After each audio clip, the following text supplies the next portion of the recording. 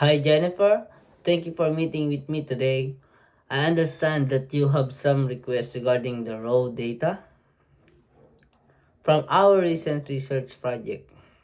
I appreciate your intention to show gratitude to our participant. However, according to our company's confidentiality policy, we are unable to share any personal information of the research participants, including names and contact details. This is crucial to maintain their privacy and trust. I see where you're coming from. Let's explore some alternatives that will allow us to respect our confidentiality policy while still achieving your goals. One option could be sending the gifts through an intermediary service. This way, we can send the gifts without revealing the participant personal information. Another approach could be to prepare a general thank you message and ask participants who are willing to receive a gift to opt in by providing their details voluntarily.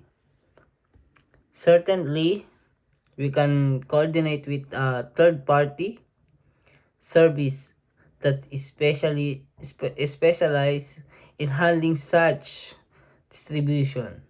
We would provide them with non-personal data and they would handle the logistic of sending out the gifts. This ensures that the participants' personal information remains confidential while they still receive the appreciation gesture.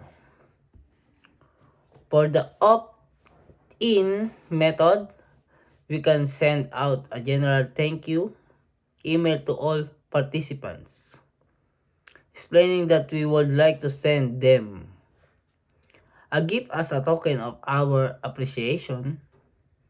Those who are interested can voluntarily provide their contact details, which we can then use for the gift distribution.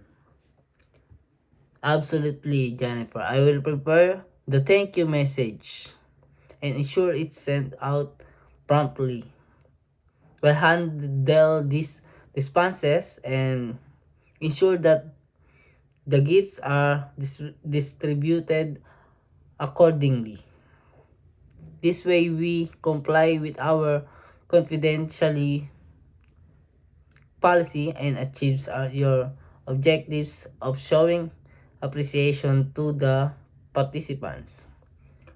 You're welcome, Jennifer. I'm glad we could find a solution that worked for both of us. I'll keep you updated on the progress.